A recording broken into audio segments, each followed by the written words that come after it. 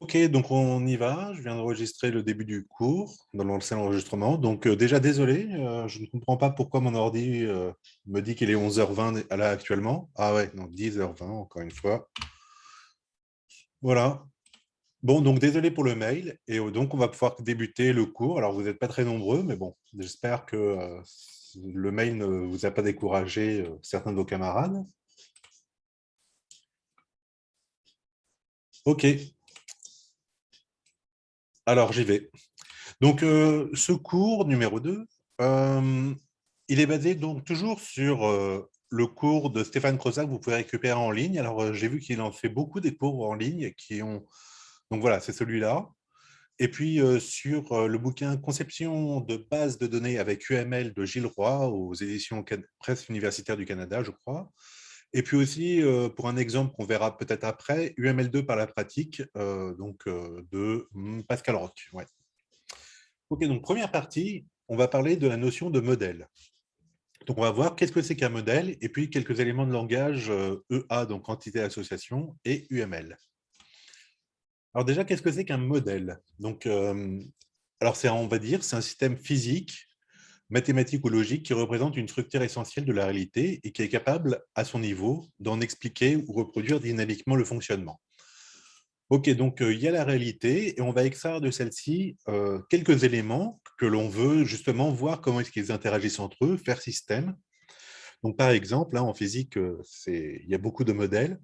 Du style pour l'astronomie, ben, on va essayer d'éliminer tout, par exemple essayer de comprendre comment la Terre, le Soleil, la Lune, etc. se comportent en excluant tout. On va supposer que la Terre est une sphère parfaite alors que ce ne l'est pas, etc. Donc on va simplifier la réalité, éliminer tout le reste, par exemple les galaxies, etc., qui sont trop loin, on les élimine, on ne pense pas, et donc on va essayer de faire justement un petit système et d'essayer de voir ça. Donc un modèle, c'est une représentation simplifiée de la réalité, on veut de réaliser quelque chose. Donc en fait, les modèles, en général, ils sont, on va dire, incrémentatifs, ou c'est-à-dire on revient dessus pour l'enrichir lorsque l'on voit que le modèle ne colle plus à la réalité, que la réalité, on a des possibilités de voir que la réalité est plus complexe que le modèle, et donc on essaye de l'enrichir à ce niveau-là. Voilà, donc un exemple toujours pareil, basé sur l'astronomie.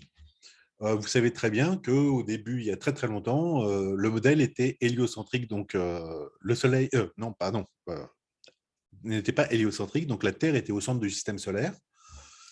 Voilà, et donc comme ils voyaient au niveau des données astronomiques, quand ils faisaient leur repérage, etc., qu'il y avait des modifications, enfin que ça ne correspondait pas à la réalité, ils essayaient d'introduire de plus en plus de facteurs pour expliquer pourquoi les planètes, etc., avaient un décalage par rapport à leur modèle, jusqu'au jour où ils sont passés sur le modèle donc héliocentrique, donc le Soleil au centre de l'univers, etc. Et donc il y a comme ça donc soit des changements de modèle, soit d'enrichir le modèle pour mieux coller à la réalité.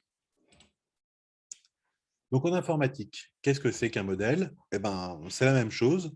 C'est une représentation simplifiée de la réalité, mais simplement, nous, on souhaite réaliser un traitement par ordinateur ensuite.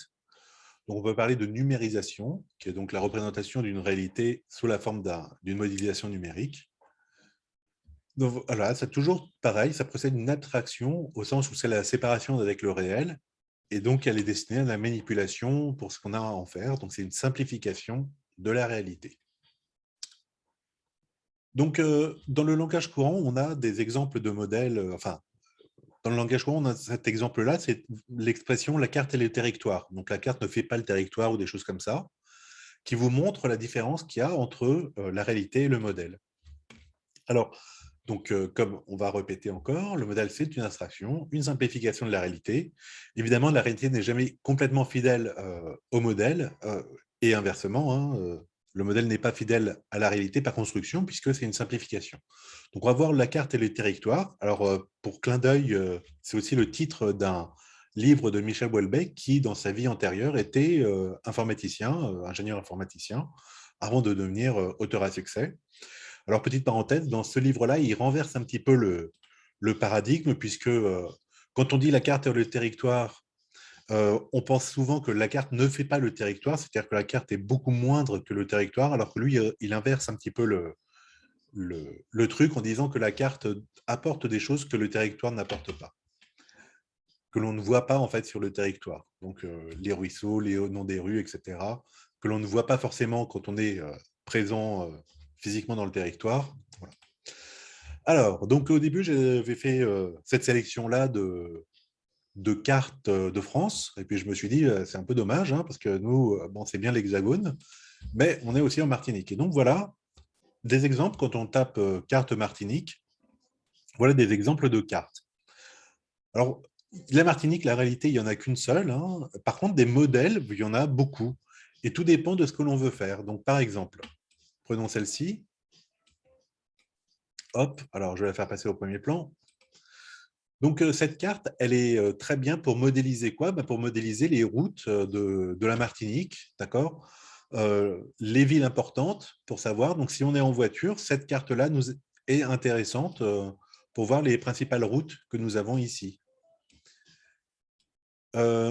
Si jamais on est touriste et que l'on veut visiter la Martinique, savoir quels sont les points d'attraction, etc., on peut peut-être préférer celle-ci, où on voit donc les Salines, c'est une plage, on voit qu'il y a des plages un peu partout, on voit qu'ici, il y a des montagnes, etc. Il y a du rhum dans le coin du François, bon, il y en a un peu ailleurs aussi, mais bref. Donc on peut voir ceci. Hop, je vais prendre celle-là qui est assez classique, enfin, qui est très discriminante par rapport à ce qu'on vient de dire. Ceci est aussi une carte de la Martinique, mais c'est le découpage des communes. Donc c'est un découpage purement administratif. De la réalité de la Martinique, on ne retient que le découpage des communes pour voir un peu quelles sont les zones, etc. Et ainsi de suite, et ainsi de suite. Hein. Je ne vais pas faire toutes les cartes que vous avez ici. Celle-ci, ça va être encore, je pense, la carte des routes, c'est ça? Oui. D'accord, donc les routes, les agglomérations, etc. Donc c'est un petit peu comme la première. Ici, nous voyons la carte classique topographie. Donc si jamais on s'intéresse justement à la topographie de la Martinique, donc avec les monts, etc., les coins bas et autres. Et enfin, dernière carte que je vais vous présenter ici. Alors attendez, j'essaye de réduire celle-là déjà. Hop, celle-ci, qui est très intéressante. Parce que comme vous voyez, elle met beaucoup d'informations en même temps. Elle regroupe donc à la fois la carte topographique, à la fois les cartes routières, à la fois les villes, etc. Aussi des informations touristiques, hein, on voit les petits palmiers, on voit des informations publicitaires qui sont mises là-dedans, etc. Et ben, une carte comme ça, en fait, devient difficile à lire parce qu'elle a trop d'objectifs. À tout vouloir mettre, ça devient très, très peu lisible, en fait. Je pense que vous voyez ce que je veux dire. Donc, pour revenir là-dessus, pour faire un petit bilan, donc à quoi sert un modèle? Donc, un modèle, il va être orienté par un usage, selon si vous voulez vous déplacer en voiture, avoir les routes de la Martinique, ou si vous voulez avoir la topographie de la Martinique pour savoir où faire des randonnées, etc., ou si vous vous intéressez au découpage administratif, vous allez avoir des modèles complètement différents. Donc, le modèle est orienté par l'usage que vous en avez. Le modèle ne cherche pas forcément à être proche de la réalité. Alors en fait, donc là, pour la Martinique, je n'ai pas trouvé. J'aurais aimé trouver les communes, vous savez, dont la taille est proportionnelle à la population. Donc, je n'ai pas trouvé sur la Martinique, il n'y a pas. Donc, j'ai trouvé sur le monde entier. Donc là, c'est The Global Economy. Donc ça, c'est le poids économique. Donc, vous voyez que ceci peut être vu comme une carte. Hein, on peut même en trouver qui représentent géographiquement aussi les mêmes aires, mais dont la taille est réduite plus ou moins proportionnellement avec le poids économique. Donc voilà, ceci est une carte qui représente aussi la même chose. Donc on voit l'Amérique du Nord, l'Europe, l'Asie. Alors bon, on peut la tourner pour coller plus à la géographie, mais qui représente donc le poids économique. Ouais, donc ça est complètement orienté par l'usage. C'est pas forcément proche de la réalité. Voilà, et donc ça nous donne une information qui est donc qui existe, mais qui est pas forcément accessible dans la réalité. C'est-à-dire que celle-ci, vous ne l'avez pas dans la réalité. D'accord. De même, la carte des communes, quand on se promène en Martinique, on ne voit pas forcément cela, et ainsi de suite. OK. Voilà, donc c'est défini par les usages et pas forcément proche de la réalité, mais évidemment, c'est en lien avec la réalité de ça. Vous récupérez les informations que vous souhaitez voir de la réalité. Alors, on va parler un peu de philosophie, on va parler un petit peu du rasoir d'Occam. Alors, qu'est-ce que le rasoir d'Occam? Donc, vous en avez peut-être entendu parler, c'est un paradigme très important en informatique, mais aussi ailleurs, hein, aussi en philosophie. Donc, c'est une méthode, un raisonnement qui consiste à préférer les solutions les plus simples aux plus complexes lorsqu'elles semblent permettre de résoudre également un problème donné. Donc, en fait, entre deux théories équivalentes, on doit toujours préférer la plus simple. Donc, c'est donc un principe philosophique, si on veut. Alors, pourquoi rasoir? Parce qu'en philosophie, à l'époque Antiquité et puis Renaissance, ils appelaient raser, c'était enlever les hypothèses inutiles. Et donc, le rasoir d'Occam, c'était ce principe-là qui nous disait qu'on doit enlever les hypothèses inutiles et qu'entre deux théories, une qui a peu d'hypothèses et l'autre qui a beaucoup, beaucoup d'hypothèses, il fallait préférer celle qui était la plus simple au niveau nombre d'hypothèses ou simplicité des hypothèses. Ça a joué un gros rôle dans la pensée philosophique puisque c'est un petit peu ce principe-là qui a sorti Dieu des raisonnements scientifiques. En effet, on peut tout expliquer avec Dieu, hein, il fait tout, mais simplement, c'est une hypothèse qui est maximale en fait. Alors que si on peut réduire les hypothèses à d'autres choses, beaucoup plus faibles que l'hypothèse de existence de Dieu qui peuvent tout faire, qui sait tout, etc., eh ben, voilà, on a un modèle qui est beaucoup plus simple à ce niveau-là. Voilà, donc Occam, il l'a théorisé, si on veut. C'était un modèle qui existe, enfin, c'est un principe, pardon, qui existait avant et puis qui a été repris plus tard. Alors, hop, je vais juste regarder un tout petit peu. Je vais vous faire basculer sur. Ah ben voilà.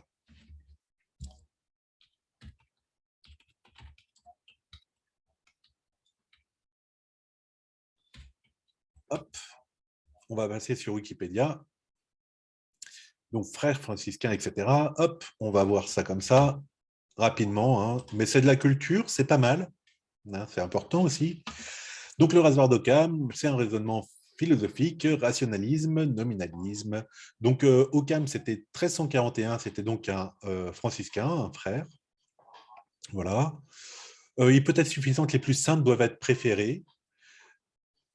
Donc, l'explication la plus simple est généralement la bonne, ou pourquoi faire simple, faire compliqué quand on peut faire simple. Les Shadocks, c'est pourquoi faire simple quand on fait compliqué. Voilà, donc je vous ai dit, philosophe et logicien, ça remonte à Empédocle, ce principe-là. Donc là, c'est la version latine. Les multiples ne doivent pas être utilisés sans nécessité, c'était une de ses devises, voilà. Donc au niveau antique, hein, Aristote, il vaut mieux comprendre les principes moins nombreux et en nombre limité, comme le fait Empédocle, donc voilà. Thomas d'Aquin, voilà, ce qui peut être accompli par des principes en petit nombre ne se fait pas par des principes plus nombreux. Donc là, c'est vraiment sur le nombre de principes qu'il s'appuyait. Hein. Bon, vous pourrez voir le reste. Bertrand Russell, Wittgenstein, donc ça, on est passé vraiment dans l'ère moderne. Voilà, et donc aussi Einstein. Voilà. Peut-être toujours sur le côté culture. Alors, complexité de Kolmogorov. Donc ça, c'est vraiment...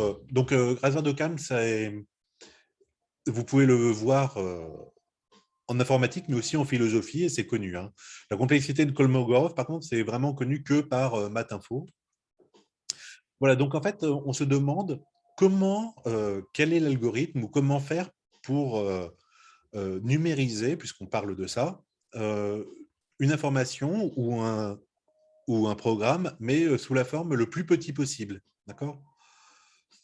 Voilà, donc, pour faire simple, la complexité algorithmique, enfin la complexité de Kolmogorov, c'est la taille du plus petit algorithme qui engendre un objet. Et donc, ceci est très compliqué. Alors, il vous donne un exemple, par exemple, la séquence AB, AB, AB, etc. Évidemment, elle peut se réduire à AB et multiplier 10 fois ou répéter 10 fois, alors que cette séquence-ci ne peut pas être réduite et donc sa complexité de Kolmogorov est plus grande. Donc là, c'est 16 fois, voilà. OK. Une image, vous pouvez soit la décrire pixel par pixel et auquel cas, vous allez avoir une taille importante, alors que si vous savez que ceci est un ensemble de modèles prod, que vous connaissez le programme qui permet de le définir, alors le programme en lui-même est assez mince, assez petit, d'accord? Voilà. Donc ça, c'est vraiment réservé aux informaticiens mathématiciens, complexité Kolmogorov, mais c'est un petit peu en lien, je trouve, avec le rasoir d'Occam, donc sur le principe de simplicité, en fait. Et donc, le Kolmogorov, c'est le principe de minimalité de taille. Voilà, et donc tout ça pour dire quoi? Pour dire que, eh bien, donc c'est un principe d'économie et d'efficacité, hein, de parcimonie, on appelle ça aussi le rasoir d'Occam, et donc on va préférer les modélisations simples aux modélisations complexes. OK? Donc voilà pour cette première partie du cours sur la notion de modèle théorique. Maintenant, on va passer à la seconde partie, qui est donc, on va parler des diagrammes de classe, donc ça va être un peu plus formel, un peu plus ancré aussi dans la réalité. Et donc, on va parler de entité-association ou UML, donc savoir faire un modèle conceptuel et savoir interpréter un modèle conceptuel. OK? Alors, est-ce qu'à ce niveau-là, vous avez des questions peut-être déjà?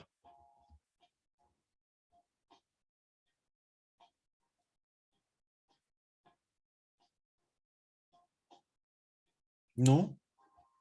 C'est bon? Alors, vous pouvez me mettre dans le chat, dans la discussion, là, ou sinon prendre le micro si vous avez une question. C'est bon pour l'instant? OK. Alors, j'y vais. Donc, au début, je pensais faire vraiment que UML, mais en fait, je vois que entité-association, c'est quand même plus simple.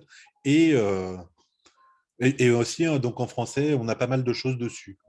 Donc, alors, je vais essayer de vous expliquer ça. Donc, modèle entité-association, ça a été spécifiquement fait donc, en français, par des Français, je veux dire, pour faire les bases de données. UML, lui, c'est un langage orienté, enfin, c'est la formalisation du langage orienté objet. On va voir après. Ça a été fait par les anglo-saxons, surtout les Américains. Et on utilise UML, une petite partie du UML, pour modéliser les bases de données. Donc, vous allez voir que UML rajoute quelques éléments, mais n'est pas, n'est pas seulement lié aux bases de données, c'est beaucoup, beaucoup plus général. Donc, en français, on a vraiment le modèle d'entité-association, mais dès qu'on passe dans le monde anglo-saxon, c'est surtout UML qui est la référence. Donc, c'est pour ça que je vais faire un mix des deux, mais vous allez voir que c'est extrêmement proche, en fait. Alors, formalisme, entité, association. Donc, qu'est-ce que c'est? Donc, on va avoir des entités qui sont donc des objets concrets ou abstraits du monde réel dont on veut possiblement conserver les données. Et puis les associations, ce sont les liens, alors sémantiques, donc entre ces entités-là, existant entre deux entités. Et donc, ça garde la mémoire d'un lien logique entre les deux entités. Voilà. Et puis, qu'est-ce qu'un attribut? C'est une donnée élémentaire qui sert à caractériser les propriétés des entités. Donc, je vous rappelle qu'une donnée élémentaire ici, la donnée, c'est vraiment l'élément de base en base de données, quoi. Donc, non, sans information non contextualisée. Voilà. Après, il y a d'autres éléments dans l'entité association qui sont les identifiants, les occurrences à la multiplicité. On va voir après. Je n'ai pas besoin de les définir trop.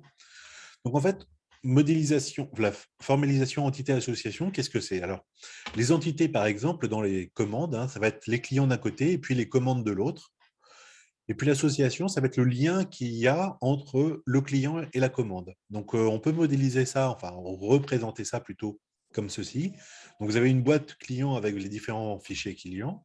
Pareil pour la boîte commande avec les différentes commandes. Et puis, vous avez des liens, donc ça va être ici des ficelles qui vous permettent de, quand vous tirez un fichier client, savoir quelles sont les commandes qui ont été passées par ce client. Et inversement, quand vous avez des commandes, vous pouvez éventuellement retrouver quel client a commandé ceci. D'accord?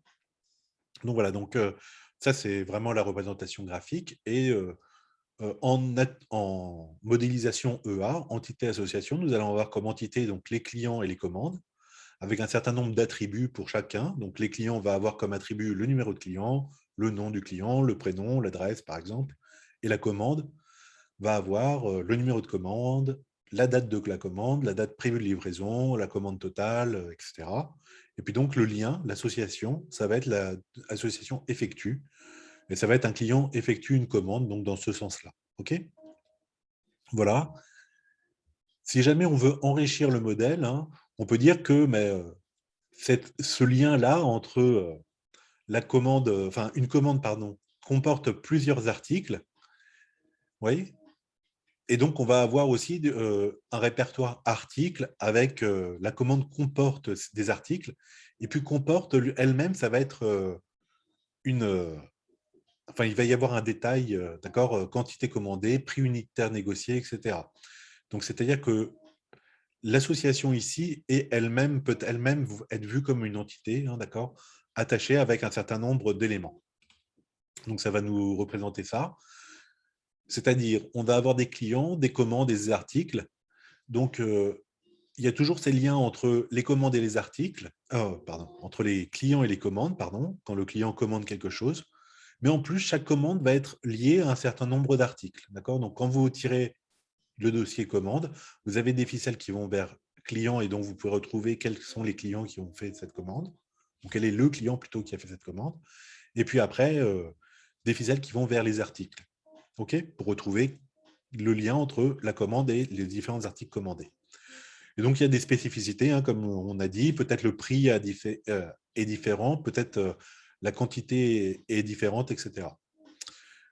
Donc, voilà un petit peu pour le formalisme EA. Et donc, je vous propose un petit exercice déjà sur ce lien.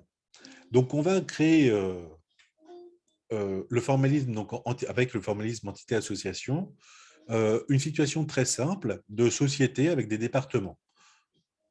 Département, hein, avec un E, ce sera mieux. Donc, une société contrôle plusieurs départements, ressources humaines, commandes, justement, envoi, logistique, production, etc. D'accord. Et chacun de ces départements appartient seulement à une seule société. C'est le département ressources humaines de la société machin, etc. Okay. Chaque département veut employer un ou plusieurs employés, justement. Et puis, chaque employé travaille pour un seul département. Donc, le département ressources humaines emploie 3 personnes et chacune de ces personnes ne travaille que dans ce département-là.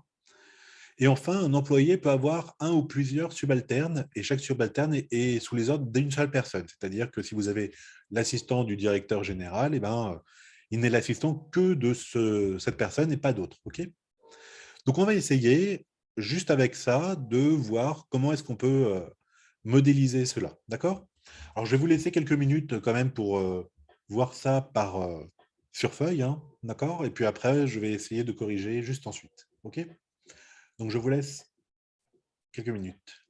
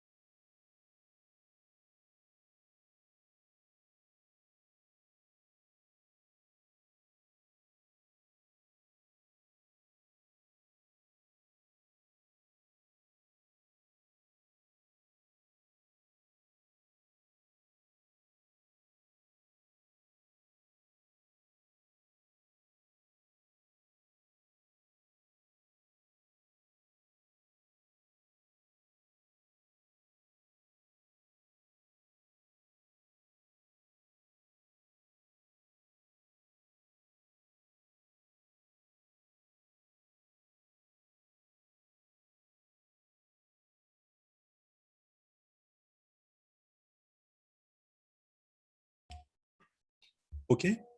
Alors, est-ce que vous voyez bien mon tableau blanc déjà? Je suis passé normalement sur le whiteboard de Zoom.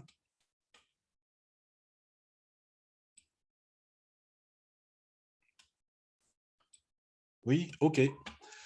Alors, donc, entité, association, il nous faut trouver quelles sont les entités, quelles sont les associations, etc.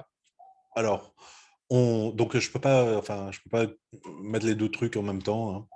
Donc, alors, on va regarder chaque phrase et puis quelles sont les entités qui vont être là. Donc, une société contrôle des départements et les départements appartiennent à une seule société. Chaque département emploie un ou plusieurs employés et chaque employé travaille pour un seul département. Et puis, les employés peuvent être sous les ordres peuvent être subalternes d'autres employés. D'accord? Alors, est-ce que vous pouvez me dire quelles sont les entités euh, ici qui nous sont proposées, enfin, comment on va modéliser cette situation? Quelles sont les entités? Alors, soit vous prenez la parole, soit vous mettez dans le chat, hein.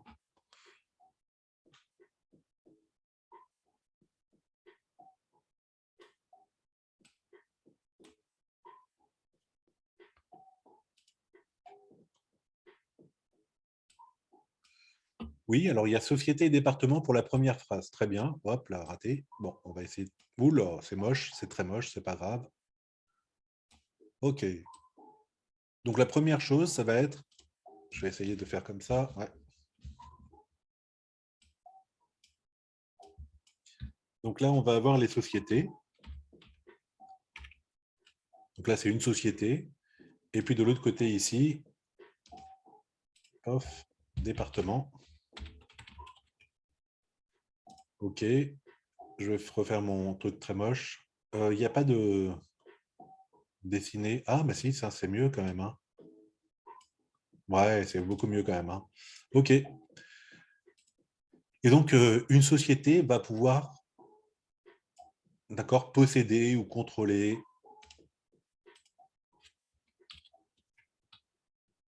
D'accord? Voilà. Oh, bah, c'est mieux comme ça. OK. Donc, alors, je vais quand même prendre un petit dessin. Oh, c'est bon. Voilà. Ah, bah, c'est mieux comme ça. OK. Donc, une société possède un ou plusieurs départements. D'accord? Donc, comment est-ce qu'on va faire? Donc, on va dire ici, d'accord, puisqu'il y a une société qui possède éventuellement plusieurs départements, d'accord? On va dire que ici, alors attendez, c'est pas ça. Hop, texte. Donc, hop. Donc, ça va être un forcément. Alors, j'aimerais bien que ce soit en plus petit, ça. Ouais, je peux pas. Bon, tant pis. D'accord, donc ça nous dit quoi? Ah. Ça nous dit quoi? Ça nous dit que la société, il y en a une et une seule, d'accord, qui a la relation possède. Et les départements, elle peut en posséder plusieurs, vous êtes d'accord? Donc, c'est au moins un, jusqu'à, et puis bah, peut-être 50 départements, 100 départements, on ne sait pas, d'accord? Voilà. Alors ça, je voulais le faire à la fin, mais c'est pas grave. Donc ça, c'est pour la première phrase. Une société possède un ou plusieurs départements. OK? Donc la société, ben, bon, c'est bon. Ensuite, la deuxième phrase, c'était quoi déjà? Hop. Chaque département emploie un ou plusieurs employés. Chaque employé travaille pour un seul département. Donc, on va avoir quoi comme nouvelle entité?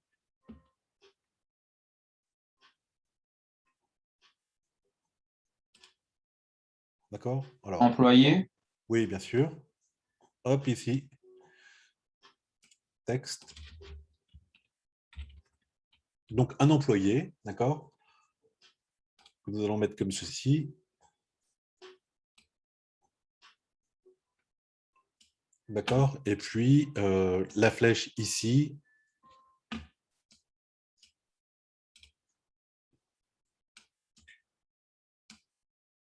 comme ça, par exemple, d'accord? Donc, comment on va nommer cette chose-là? Alors, comme j'ai mis dans ce sens-là, hein, d'accord? Ça va être travail dans ou emploi. Oh non, c'est plutôt emploi. OK, le département emploi, bon, un employé, bon, c'est un peu redondant, mais c'est pas grave. OK. Alors, j'ai laissé beaucoup de place ici. C'est pourquoi? C'est pour mettre les attributs, justement, d'accord? Donc, par exemple, une société, qu'est-ce qu'elle va avoir comme attribut? Ben, elle va avoir le nom de la société. Raté. D'accord? Elle va aussi avoir son numéro de sirène, vous savez, le numéro voilà, pour le fisc. Elle va avoir quoi? Elle va avoir potentiellement des sites, etc., une adresse. OK? Donc voilà. Le département, lui, pareil, hein, il va avoir hop, un nom des départements, et ainsi de suite. D'accord? Et l'employé, hop, il a aussi un nom, prénom. D'accord? Il va aussi avoir, alors dans les entreprises, hein, il va, enfin, ouais, on va faire numéro d'employé. Je vais vous dire le numéro de sécurité sociale, mais bon, on ne sait pas. OK? Voilà. Donc ça nous permet d'avoir, de remplir un petit peu les attributs des différentes entités. Alors, il nous reste à voir la dernière phrase qui était un employé peut être le subalterne de quelqu'un. D'accord? Donc, comment est-ce que nous allons faire? Alors, moi, comment est-ce que je vais faire d'ailleurs avec ça? Ouais, ouais je vais devoir dessiner. On peut dessiner à main levée là? Non, non, bah non.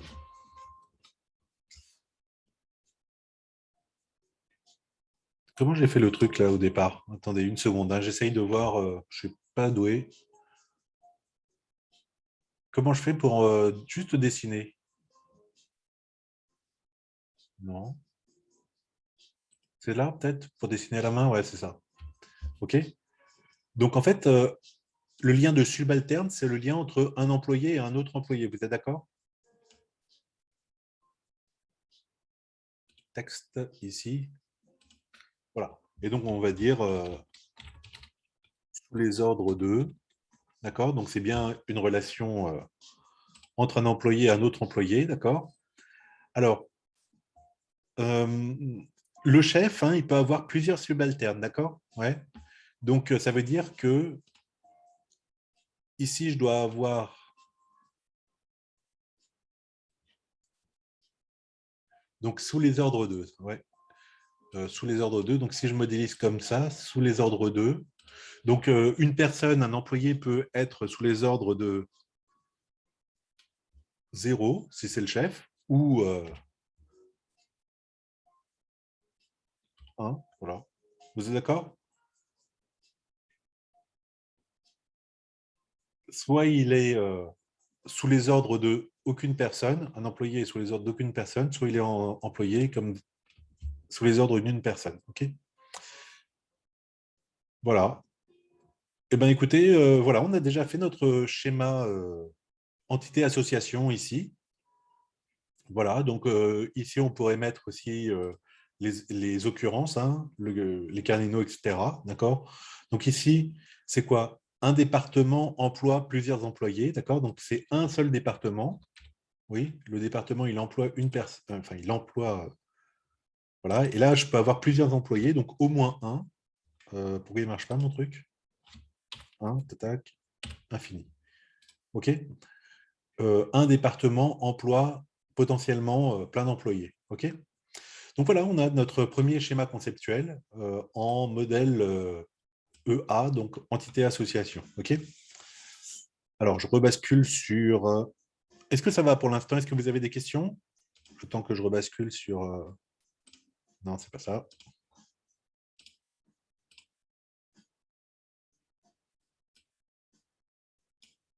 Ça va, OK. Bah oui, attendez une seconde. Ouais. Pof, voilà. OK. Et bien donc, voilà, et donc vous avez la modélisation un peu plus jolie, plus formelle, etc. D'entité-association. OK? Voilà, donc je vous présente l'entité association parce que c'est une façon traditionnelle en France de faire ça, de faire donc la représentation des bases de données, modèle donc, celui que nous faisons actuellement. Mais donc, il y a là aussi la présentation par UML. Alors, UML, donc, vous connaissez le nom au moins. Donc, ça veut dire quoi? Ça veut dire c'est un langage de représentation destiné à la modélisation objet. Donc, initialement, ce n'est pas fait pour les bases de données. Hein. C'est vraiment fait pour quand on pense objet ou quand on programme objet, etc. Donc, UML, ça veut dire Unified Modeling Language. Donc, c'est une norme maintenant, par le Object Management Group créé en 1997. Donc, ça, c'est une association à but non lucratif. Mais par contre, il y a énormément de programmes UML qui sont payants. Hein. Voilà. Donc, c'est le formalisme qui permet ou qui impose de penser objet et qui permet de rester indépendant du langage de programmation. C'est-à-dire que vous normalisez, donc c'est plutôt pour les concepts de programme, hein. Vous normalisez comme ça vos différents objets et vous restez indépendant de la façon dont vous allez après les programmer. Est-ce que ça va être en Java, en Python, etc. Okay. Alors, pareil, je vais peut-être regarder un petit peu le Wikipédia de UML. Non, c'est peut-être ça. De programmation objet. Alors, oui. Et il n'est pas... Ça, OK. Alors, la programmation orientée objet, donc c'est un paradigme de programmation. Alors, des paradigmes de programmation, vous en connaissez, enfin, il y en a plusieurs, donc il y en a trois que l'on connaît bien. Le premier, c'est l'impératif, c'est-à-dire vous dites à l'ordinateur ce qu'il doit faire. Donc, voilà, pour i allant de 1 à n, tu fais ceci, tu fais cela, etc. Okay, donc ça, c'est impératif. Le second, c'est objet, c'est-à-dire qu'on va définir les objets, donc avec les attributs, etc., avec des méthodes aussi inhérentes à l'objet. Et ensuite, on va programmer les liens entre les objets. Et enfin, donc l'ordinateur, ben, il se débrouillera pour manipuler les objets et les faire interagir entre eux. Donc, c'est assez différent en fait de l'impératif, puisqu'il y a une partie voilà, qui va être dédiée aux objets. Donc, quels sont les programmes? Alors, Logo, c'est hyper vieux. Objective-C, d'accord. Bon, Python, donc Ada, et puis après Java, Ruby, etc. Donc, maintenant, l'objet, hein, le paradigme objet, c'est extrêmement présent partout. Alors voilà, donc c'est là qu'est définie donc la notion de classe et puis d'héritage. Alors, le plus simple, hein, c'est de dire, par exemple, les humains font partie des mammifères. Donc, on va avoir deux classes, la classe mammifère, la classe humain. Et donc, l'humain sera une sous-classe de mammifère hein, dans l'arbre de... C'est pas généalogique, mais bref, vous voyez. Et donc, tout ce qui est, toutes les méthodes et les attributs que l'on va définir pour la surclasse, c'est-à-dire pour mammifère, la classe humain va en hériter. Elle va peut-être hériter aussi d'autres choses, mais tout ce qui aura été défini sur cette classe-là sera vrai. Sera vrai pour en héritage, quoi, pour les humains. Donc, il y a la notion d'encapsulation, c'est-à-dire que l'objet va avoir donc, tous ces paramètres-là en lui-même, qui ne seront pas forcément disponibles ailleurs. Hein. Okay, voilà, donc c'est joli le petit truc qui est là, c'est l'encapsulation. C'est un regroupement de données qui est un ensemble de routines qui permet la lecture et la manipulation. Alors en fait, Python, vous connaissez très bien ça parce que si vous connaissez un petit peu Python, vous avez vu que on a beaucoup de méthodes justement, c'est-à-dire vous avez z point quelque chose, d'accord? Vous avez une liste par exemple et vous faites liste point, commencez déjà tri, sort, voilà, pardon, excusez-moi, d'accord, pour trier la liste et ainsi de suite. Donc les méthodes qui sont attachées. Donc Python a défini les listes, enfin à l'intérieur, hein, les listes comme étant des objets et à l'intérieur il y a des méthodes. Ok. Alors je vais revenir sur ma présentation. Non, c'est pas celle-là. Voilà. Ok, donc ça, je vous ai un petit peu dit ce que c'était QML version formelle. Et donc le diagramme de classe, donc initialement prévu en objet, c'est donc un sous-ensemble d'UML qui s'attache à la description statique d'un modèle donné représenté par les classes d'objets. Voilà, donc c'est assez proche du formalisme entité-association. Alors sachant que UML en lui-même, hein, il présente un grand nombre de représentations différentes. Hein. Donc le diagramme de classe, c'est un des formalismes UML, Mais après, il y en a beaucoup, par exemple, pour les interactions homme-machine, etc. Il y a beaucoup de représentations différentes et nous qui ne va pas nous intéresser pour ce qu'on fait ici. OK. Alors, vous allez voir qu'une classe, c'est extrêmement proche d'une entité. Qu'est-ce que ça ajoute? Ça ajoute justement en dessous là, les méthodes, vous voyez. L'entité n'avait pas ça. Donc, une classe en UML, c'est donc un type abstrait qui est caractérisé par certaines propriétés, donc les attributs et les méthodes, et c'est commune à l'ensemble des objets, et ça permet de créer des instances d'objets ayant forcément ces propriétés. Donc, on a le nom de la classe, comme vous voyez ici, les attributs, et ensuite, en dessous, les méthodes qui sont liées à cette classe-là. Alors, exemple. L'exemple, par exemple, on peut avoir la classe voiture, d'accord? Donc, les attributs, ça va être la marque, le type, le nombre de portes, la puissance, le kilométrage, par exemple. Et les méthodes, ça va être, par exemple, rouler. La voiture est en train de rouler, d'accord? Et donc voilà, vous avez une méthode qui est attachée à cette classe. Donc, pareil, enfin, maintenant, si on instancie cela, donc ça, c'est la classe théorique. Et maintenant, vous allez avoir une vraie voiture, V1. Enfin, vrai, hein, c'est théorique, hein. Marque, ça va être donc, on va rentrer le string, donc Citroën, le type ZX, donc c'est une vieille voiture, hein. Nombre de portes 5, puissance 6, kilométrage 300 000, ouais, c'est une vieille voiture, d'accord. Et on peut ou pas dire que cette voiture est en train de rouler, d'accord. Donc on fait V1.rouler, d'accord, tout simplement, pour dire que actuellement la voiture est en train de rouler. Donc pour appliquer la méthode à cet objet. Donc encore une fois, quand vous faites du Python, a priori, vous utilisez énormément de méthodes, hein. Le Python est très connu pour sa spécificité, c'est d'avoir énormément de méthodes, hein, et donc de faire un objet, point, et puis la méthode associée à cet objet. Okay. Par exemple, les fichiers .read ou write ou quit, je ne sais plus comment c'est. Bref, d'accord, open fichier, le nom du fichier .open, .fermé, d'accord, etc. Close, pardon. Voilà, donc les attributs d'une classe. Donc ça va être à peu près la même chose que en EA, donc en entité association, c'est-à-dire donc les attributs, ça va être les informations élémentaires qui caractérisent la classe et donc et dont la valeur dépend de l'objet instancié. Donc on sait qu'une voiture va toujours avoir une marque, mais après, à chaque voiture, à chaque instance, il va falloir préciser la marque. Okay. Donc ici, on a mis string, hein, mais on pourrait mettre l'ensemble des marques possibles, d'accord, c'est-à-dire Citroën, Renault, Volvo, Daimler-Benz, etc., etc. Okay. Vous voyez ce que ça peut donner. Donc, si jamais je mets string, il n'y aura aucune vérification. Et si jamais je mets la liste, il n'y aura que ce choix-là. D'accord. On ne pourra pas créer de voiture hors de ça, de cette liste-là, d'instances. Voilà. L'attribut est donc typé, c'est-à-dire le domaine de valeur est fixé a priori. Et donc ici, marque Citroën, c'est donc là, c'est un string, pardon. Je pourrais mettre n'importe quoi. Mais si jamais je donne le domaine d'application comme étant Citroën, Renault, Volvo, etc., donc comme ça, il ne pourra que appartenir à cet ensemble-là et pas d'autre. Et donc, il y aura forcément une vérification faite quelque part. Voilà, donc il est typé. Alors après, on ne va pas trop s'étendre là-dessus parce que ça, ce sont vraiment des notions qui sont plus pour la programmation objet, mais quand même. Donc, il peut être multivarié, c'est-à-dire prendre plusieurs valeurs dans le même domaine. Il peut être dérivé, c'est-à-dire que la valeur de l'attribut est fonction d'autres attributs. Alors ça, on va voir que ça, on peut le modéliser différemment.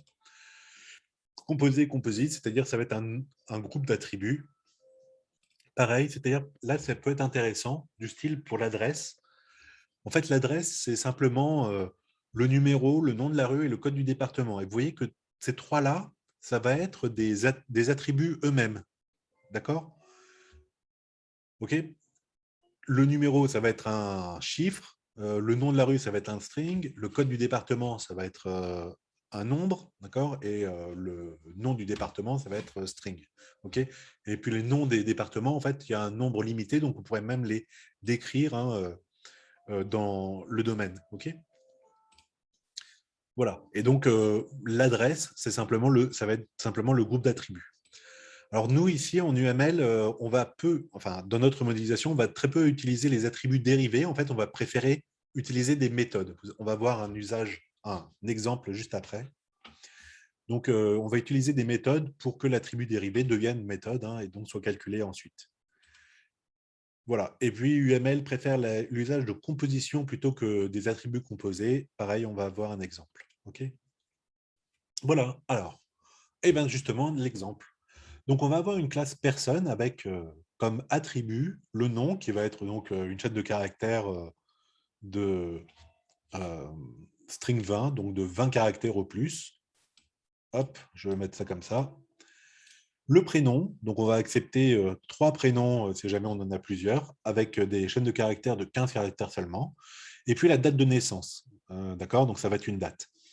Alors l'âge, en fait, donc ça pourrait être un attribut, mais on peut dire aussi que c'est un attribut dérivé parce que si jamais je connais la date maintenant, donc, et que mon ordinateur ne me dit pas qu'il est midi, mais d'accord, le bon jour, qui ne se plante pas, et ben donc l'âge, c'est simplement maintenant moins date de naissance. D'accord? Donc ici, on va noter anti-slash parce que c'est un attribut dérivé qui peut être calculé à partir de ce qui précède. Et sinon, on pourrait quasiment le mettre en méthode ici. Et donc, quand on instancie une personne, d'accord, avec sa date de naissance, etc., on pourrait très bien dire, bon, bah, par exemple, la personne, c'est Jean. On pourrait très bien mettre Jean.âge avec parenthèse fermée entrée, d'accord. Et puis, il nous donnerait, il nous calculerait le maintenant, mois, date de naissance, il nous donnerait son âge. OK? Voilà. Donc ça, on pourrait le représenter aussi comme étant une méthode pour nous. Voilà. Alors, depuis tout à l'heure, je vous parle des clients, etc., mais des instances. Mais il y a une chose qui est importante, c'est de pouvoir caractériser de manière unique les éléments. Et donc, c'est ce qu'on appelle des clés. Donc, tout à l'heure, en EA, vous avez peut-être vu, je n'ai pas du tout insisté, mais le truc unique, d'accord? C'est-à-dire que, ben, justement, pour différencier cet objet des autres, il faut qu'il y ait quelque chose d'unique. Alors, est-ce que la société, le nom de la société est unique? Alors, je crois que oui, mais je ne suis même pas sûr, hein. En tout cas, pour le nom des employés, le nom et le prénom, ce n'est pas forcément unique, hein. On peut avoir des homonymes. Mais par contre, il faut avoir quelque chose d'unique hein, pour le caractériser spécifiquement. D'accord? Alors, je ne sais pas donc pour les. Par exemple, nom de société, je pense qu'il y a plein de sociétés qui s'appellent Café de la Gare ou un truc comme ça. Enfin, en tout cas, en métropole, ça doit être connu, quoi. D'accord? Par contre, il y a le numéro de sirène pour la FISC qui, lui, doit être unique. Pareil pour les numéros pour les personnes. On va avoir notre carte de sécurité sociale qui, elle, est unique. OK? Voilà, donc le repérage des clés. Donc, key, ça va être l'argument clé. Hein. Donc, un attribut ou groupe d'attributs peut être annoté comme étant clé s'il permet d'identifier de façon unique un objet, un objet de la classe. Et donc, on va ajouter le symbole key pour dire que ce numéro-là est unique et va permettre de distinguer notre client dans le fichier client. D'accord? Donc, vous voyez en UML, modélisation UML, donc avant EA, c'était unique. Bon. Là, on va juste mettre key, anglo-saxon. Donc voilà, un client, il y a un nom, il y a un prénom, il y a le numéro de carte de fidélité, puisque on va dire que c'est une base de données d'une entreprise qui vend à ses clients. Et donc, c'est ce numéro-là qui va être le numéro clé. D'accord? Le nom et le prénom, encore une fois, il peut y avoir des clients homonymes, même nom, même prénom, mais pas même carte de fidélité, afin de pouvoir les distinguer. OK? Voilà. Si jamais je prends l'exemple d'un bureau, donc, ou d'une salle de cours, enfin bref, le bureau, ben, ça va être, il va être désigné par une certaine salle dans un certain bâtiment, d'accord? Donc, le bâtiment, c'est ABC, la salle, ça va être 17, d'accord? Mais il y a plusieurs salles 17, d'accord? Et puis, il y a plusieurs bâtiments ABC, d'accord? Donc, qu'est-ce qui va être K? Qu'est-ce qui va être unique? Ça va être la composée, enfin, du bâtiment et de la salle, d'accord? Donc là, c'est la clé qui est composée de 2 attributs. Et donc, on peut le marquer comme ça, lorsqu'il n'y a pas un attribut qui est clé, mais que la clé, c'est soit plusieurs attributs. OK? Voilà. Alors, le repérage des clés. Donc, pour l'instant, dans notre phase de modélisation conceptuelle, le repérage des clés n'est pas systématique. Elle va être systématique lorsqu'on va passer au niveau logique, mais pas pour l'instant. Mais on souhaite néanmoins repérer les clés qui sont évidentes lors de la phase de clarification. C'est-à-dire que, si vous vous rappelez le cours de la semaine dernière, lorsque l'on a lorsqu'on regarde le monde et qu'on essaye de voir quels sont les attributs que l'on doit prendre des objets, qu'on doit recenser, ben, il y a parfois des clés qui sont évidentes et autant les utiliser à ce niveau-là. D'accord? Voilà, donc par exemple, pour la voiture, ça va être le numéro d'immatriculation. Pour les personnes, ça peut être le numéro d'étudiant ou la carte de sécurité sociale, etc. Évidemment, il faut pouvoir avoir accès, hein, d'accord? On ne nous demande pas notre carte de sécu quand on va à la FNAC et qu'on fait une carte de fidélité à la FNAC, d'accord? Donc voilà, donc on ne veut pas forcément, hein, s'il n'y a pas de clé évidente, ce n'est pas la peine d'en créer pour l'instant. On préfère laisser une classe sans clé au niveau de modélisation, et si jamais il y en a une, il faut la repérer à ce niveau-là, d'accord? Mais pas plus. Voilà. Alors, quelques formalismes UML, parce que vous pouvez les rencontrer, je ne l'utiliserai pas du tout, mais quand un attribut est souligné, c'est-à-dire que c'est un attribut de la classe ou statique, quand il est précédé de dièse, enfin sharp, c'est un attribut protégé, donc non modifiable par l'extérieur. Voilà, mais moi, je ne l'utiliserai pas. Mais bon, si jamais on voit des modèles UML que je récupère sur Internet et qu'il y a ces notations-là, il faut juste savoir que vous en fichez, quoi. Ne vous regardez pas ce que c'est. OK? Voilà, donc ça, c'est pour l'instant, ça ressemble énormément à EA, donc entité association. Et donc, qu'est-ce que rajoute UML? Ben, ça rajoute donc les méthodes, c'est-à-dire des opérations ou des fonctions associées à la classe d'objet qui permet d'obtenir d'envoyer des valeurs plutôt calculées sur ces objets en fonction des paramètres. OK? Voilà. Alors, donc, en ce qui concerne, nous, notre modélisation en base de données, hein, les méthodes, c'est surtout utilisé pour représenter des données calculées ou des attributs dérivés, comme par exemple l'âge de tout à l'heure, hein, ou pour mettre en exergue les fonctions importantes. Donc, les méthodes les plus importantes sont représentées. Et voilà. Et l'approche est moins systématique qu'en modélisation objet, puisqu'en objet, il faut tout lister pour ne pas en oublier après. Voilà, alors je ne veux pas trop faire de spécialisation là-dessus. Donc, il y a aussi des modèles objets relationnels. Bon, je vous regarderai ça si ça vous intéresse. C'est peut-être pas la peine que je m'embête là-dessus. OK? Voilà, donc on a défini les classes hein, en UML, d'accord? Les classes des éléments. Et bien maintenant, il nous reste à revoir, il faudra, hein, quelles sont les associations entre éléments. Et donc, ça va être à peu près la même chose que, en EA, donc en entité association, pardon. Donc, c'est une association, c'est encore une relation logique entre deux classes, une association binaire ou plus, qui définit un ensemble de liens entre les objets. Voilà, donc en UML, on va essayer de les désigner par des verbes, et puis elles peuvent avoir des propriétés comme des classes, hein, et donc on va définir, pareil, la cardinalité, c'est-à-dire le nombre minimum et maximum d'instances possibles. Donc voilà, une association, ça va être entre la classe A et la classe V, et ça va être fait par un verbe. OK? Alors, petite remarque sur cette diapo-là, sur ce dessin-là, on note avec des majuscules les éléments des classes. D'accord? Enfin, non, pas du tout. La classe elle-même est composée d'une majuscule et après, les attributs vont être en minuscules. D'accord? Pareil, ici, on essaie d'avoir un verbe avec majuscule pour ne pas confondre avec les instances, ou etc. Les associations. Voilà, donc une association, c'est en général bidirectionnel, mais on peut aussi spécifier qu'il y a une direction de la classe A vers la classe B. Bon, on va voir un exemple d'association. Donc, on avait vu tout à l'heure les voitures. Maintenant, on peut avoir la classe conducteur hein, avec un type de permis, la date du permis, etc. Et puis donc, une association qui serait conduit. D'accord? Donc, le conducteur conduit le véhicule. Vous voyez, il n'y a rien de formidable, rien de génial là-dessus. Voilà, donc quand on veut avoir un sens, donc là, on peut dire que travail, ça a un sens. Hein. Une personne travaille pour un employeur. OK?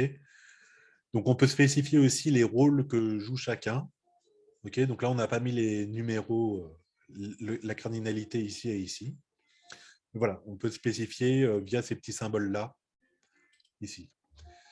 Alors, comment est-ce qu'on fait pour représenter une association ternaire? Donc, si jamais votre association, elle concerne 3 classes du style, tout à l'heure, on avait les clients, les commandes et les objets des commandes, hein, d'accord? Voilà, donc on peut avoir une classe d'association à ce niveau-là, et donc on fait ça. Donc, on rajoute ici un symbole pour nous dire la classe, ça c'est une association en fait entre trois éléments. Voilà, en fait, on peut toujours modéliser les associations ternaires en binaire, d'accord. On verra aussi un exemple plus tard là-dessus. Et donc, les cardinalités, pour finir un petit peu là-dessus, bon, bah, c'est comme tout à l'heure en EA, hein, c'est-à-dire on met le nombre minimum et maximum à côté de chaque relation pour signifier combien de, de- d'éléments de la classe peuvent être prises dans cette association. D'accord. Voilà. Donc, quand c'est 0 ou 1, bah, ça veut dire que c'est optionnel, parce que si c'est 0, il n'y en a pas, et sinon, il y en a un. Donc, c'est vraiment l'association. Quand on met un ou parfois un tout seul, ça veut dire qu'il faut un et un seul. D'accord. Donc, ce n'est pas seulement un, mais il faut obligatoirement un. Donc, c'est voilà, pas le choix. Comme on met 0 ou n, c'est, on peut dire, c'est pareil que optionnel, mais cette fois-ci, on peut en avoir plusieurs, etc. Un ou n, ça veut dire au moins un. OK. Voilà. Donc, par exemple, alors ici, on a fait le codage simplifié. Chaque véhicule doit avoir un conducteur et un seul, OK. Mais un conducteur peut posséder, puisque là, c'est l'association possède, hein, c'est pas actuellement on roule avec, peut posséder plusieurs véhicules, OK.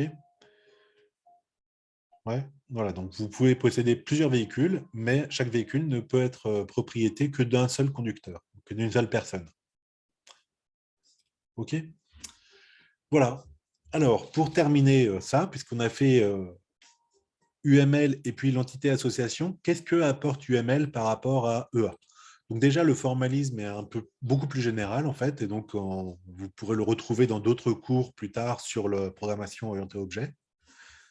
Au niveau de nous, de notre diagramme de classe, donc il y a les méthodes, et puis il y a en type d'association, il y a des associations spécifiques qui sont l'agrégation, la composition et la généralisation. Alors on va voir un petit peu ça. Donc l'agrégation, c'est dire que votre association, elle n'est pas symétrique et il y a une notion de contenance, d'appartenance. Donc, par exemple, des personnes, les employés appartiennent à. C'était quoi tout à l'heure? C'était les domaines, non? C'était quoi? Une entreprise possède des composantes, c'est ça? Ok, donc euh, je vais revenir là-dessus. Attendez une seconde. Je reprends le petit diagramme de tout à l'heure. Si je le retrouve. Voilà, c'était ça. Société, département et employés. OK. Donc, une société est composée de plusieurs départements et un département est aussi composé de plusieurs employés. OK. Mais ces deux relations ne sont pas les mêmes. D'accord. On va voir justement ça là-dessus. Voilà. Donc, je vais remettre mon graphique ici aussi. Hop, merci. Alors, j'y vais. Donc, l'agrégation, c'est-à-dire que donc, les éléments composent l'agrégat, d'accord, mais chaque élément existe indépendamment de l'agrégat. Donc, c'est-à-dire que les employés, par exemple, là, on mettrait, c'est au diamant blanc, là, ici, on le mettrait ici, parce que si le département disparaît, les employés eux-mêmes ne disparaissent pas, d'accord. Si le département est supprimé, peut-être les employés vont être attachés à d'autres départements, ok. Donc, la suppression du département ne détruit pas les employés, ok. Donc, ça, c'est l'agrégat. Alors que la composition, donc c'est avec le diamant noir, c'est une agrégation forte, si on veut. C'est-à-dire que si jamais ici c'est détruit, ça détruit aussi tous les éléments. D'accord. Donc si la société elle-même fait faillite, tous les départements de la société disparaissent. D'accord. Ouais. Ressources humaines, logistique, etc. Et donc là, ça va être diamant noir parce que la destruction de l'agrégat détruit toutes les composantes de la société. Oui, vous êtes OK avec ça? Alors, on le reverra, hein. Voilà donc pour les deux premières spécificités de ça. Et donc, c'est pareil hein, pour l'orienté objet, hein, on a ces deux choses-là. Et enfin, ah non, c'est pas enfin, c'est là. Enfin, la généralisation, donc là, c'est vraiment le côté objet, en fait, orienté objet qui est intéressant. C'est donc les superclasses ou les sous-classes. Donc, par exemple, ici, vous voyez une surclasse qui est, alors, par exemple, moyen de transport, OK. Un moyen de transport possède une marque, un modèle, une vitesse, etc. D'accord. Et après, on va dire, on a des sous-classes, par exemple voiture, bateau et avion. Donc, tous les attributs et les méthodes qui sont liées à moyens de transport, en bas, ça va en hériter. Donc, elles ont toutes, de toute façon, une marque, un modèle, une vitesse, d'accord. Mais en plus, elles vont pouvoir avoir des choses spécifiques. Par exemple, le numéro d'immatriculation et la cylindrée pour la voiture, le tirant d'eau pour le bateau, l'altitude max pour l'avion, etc. OK. Voilà. Et alors ça, pour l'objet, c'est extrêmement... pour la programmation orientée objet, ça, c'est extrêmement utile, hein, d'accord. C'est-à-dire, il y a beaucoup de... Enfin, il y a toute une hiérarchie de classes, d'accord, où ils vont du particulier, enfin, du plus général au plus particulier. Et comme ça vous permet d'avoir un modèle, en haut, relativement simple, si vous voulez, et puis de le spécialiser petit à petit en dessous. D'accord?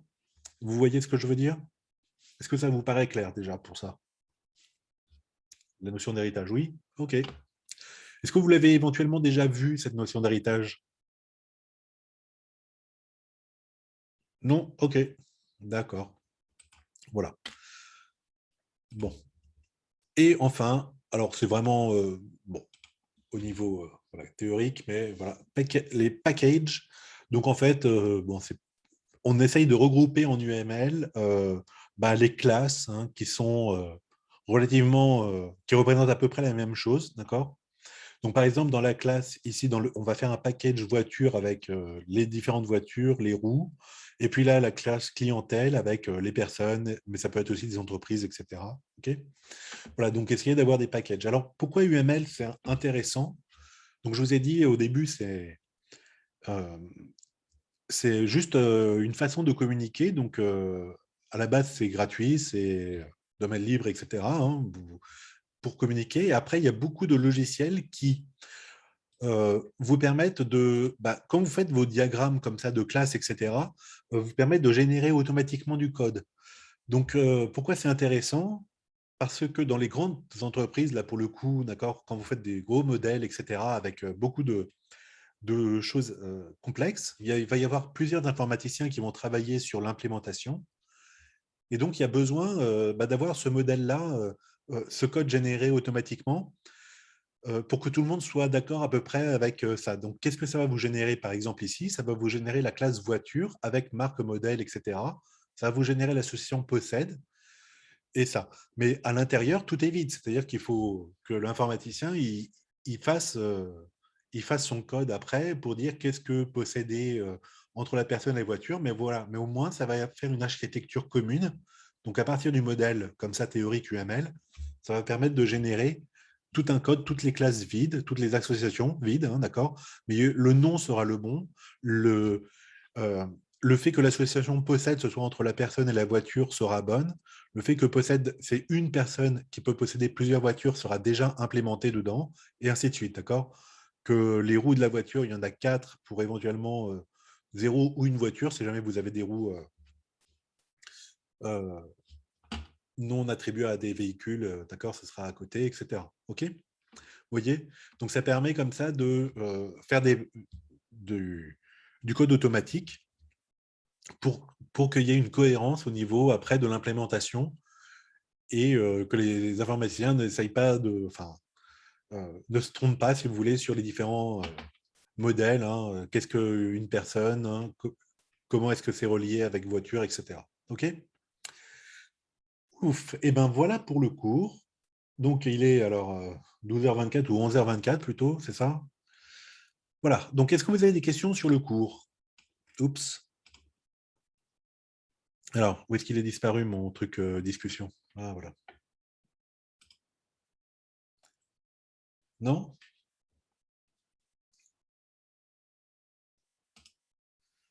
Alors, je voulais après que l'on fasse des travaux dirigés. Ouais. Alors, attendez. Qu'est-ce qu'on va faire d'intéressant? Donc, ça, c'est très long. Non, ça, c'est pas long du tout. Mais ça, c'est très long.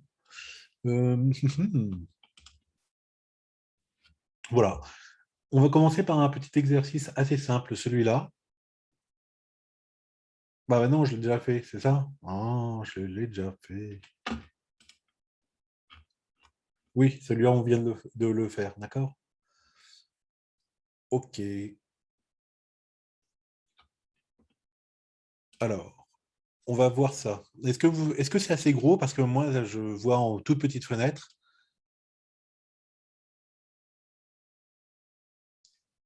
C'est bon? Non, vous voyez pas trop à l'intérieur. Alors, attendez. Hop.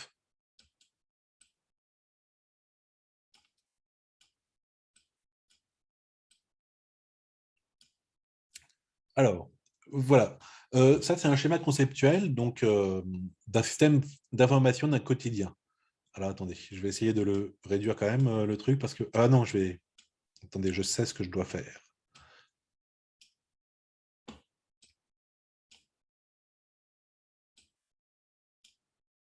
Hop, je vais enlever discussion. Je vais le mettre là. Voilà. OK. Donc, j'espère que vous voyez mieux hein, ici. OK, donc on va essayer de répondre à quelques questions là-dessus. D'accord? Donc, qu'est-ce que nous avons? Nous avons journaliste, qui est donc une classe. Alors, il y a un identifiant qui va être donc un domaine clé. La signature qui est aussi clé, DDN, je ne sais pas ce que c'est. Personnalité, donc un journaliste peut interviewer d'une personnalité avec un nom, un prénom et une nationalité. Un journaliste travaille pour un certain journal, d'accord, qui va être donc le nom du journal est unique, et puis il y a une URL, une adresse mail. Le journaliste va rédiger des articles, enfin, euh, est lié avec la classe article. Donc l'article, c'est un titre et un contenu HTML qui est relatif à un certain sujet. Donc le libellé, ça va être un integer, d'accord, ok, bon, un entier, donc qui va être unique, donc qui va être voilà, un numéro d'identification du sujet. Et donc l'article est relatif à sujet, d'accord? Alors avec ça, on va essayer de comprendre, de répondre à certaines questions, d'accord? Alors, est-ce qu'un article peut être rédigé par plusieurs journalistes? Donc la première question, alors vous allez répondre sur le chat si vous voulez ou à l'oral. Est-ce qu'un article peut être rédigé par plusieurs journalistes?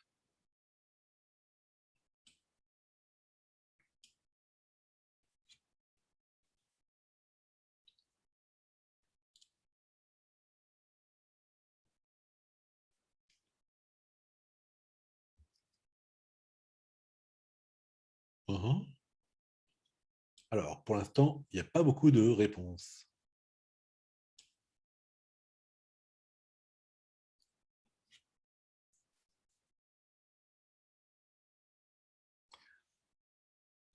Alors, on voit le lien entre article et journaliste, donc c'est le lien rédige, d'accord? Alors, qu'est-ce qu'on voit? On voit que ici, journaliste, il y a un seul élément, d'accord, qui peut être dans cette relation avec un ou n, d'accord? Donc, ça veut dire qu'il y a un seul journaliste qui doit rédiger l'article, ok? Donc, un article ne peut pas être rédigé par plusieurs journalistes, il est rédigé forcément par un seul journaliste à cause de ça, ok? Ouais. Est-ce qu'un journaliste peut rédiger plusieurs articles? Donc là, ça semble évident. Oui, bien sûr, d'accord, puisque un journaliste, alors, il n'est journaliste que s'il rédige au moins un article, hein, d'accord, mais il peut en rédiger plusieurs. Est-ce qu'un article peut être publié plusieurs fois dans le même journal?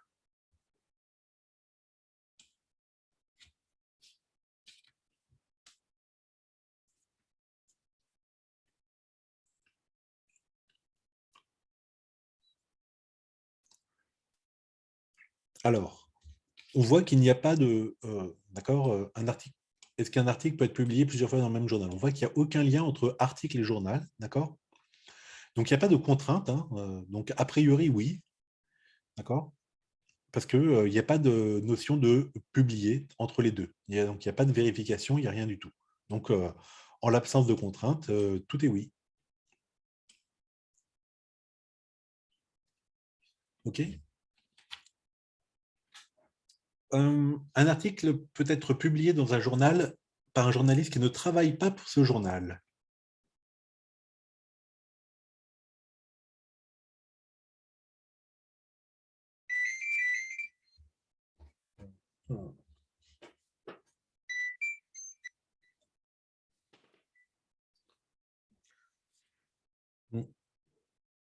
Alors, Vous pouvez répéter, s'il vous plaît? oui, alors la question... Ah, excusez-moi. Donc, la question, c'est celle-ci. Hop. Un article peut être publié dans un journal par un journaliste qui ne travaille pas pour ce journal. Bon, excusez-moi, je vais répondre pour dire non.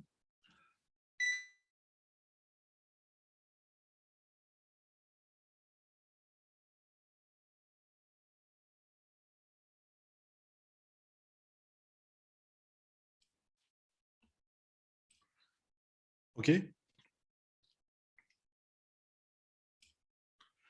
Alors, donc l'article, c'est ici. Attendez, oui. Un article peut être publié dans le journal par un journaliste qui ne travaille pas pour ce journal. Alors, journaliste travaille pour journal, OK. Euh, article avec ça. Et encore une fois, il n'y a pas de lien de publication, hein, donc il n'y a pas de lien, il n'y a pas de vérification ici. Donc, a priori, oui, puisque, d'accord, il n'y a pas de vérification, il n'y a pas de lien pour l'instant de publication ou autre. OK. Donc, il faudrait peut-être rajouter une classe, alors qui serait comment NR, quoi, qui lie pardon, journaliste, article, journal, sujet peut-être, d'accord, pour dire publier la relation publiée, l'association publiée, d'accord. Mais là, comme on n'en a pas, eh ben, c'est pas impossible. Alors, il peut y avoir plusieurs articles sur le même sujet. Donc, article, sujet. Est-ce qu'il peut y avoir plusieurs articles relatifs à un même sujet?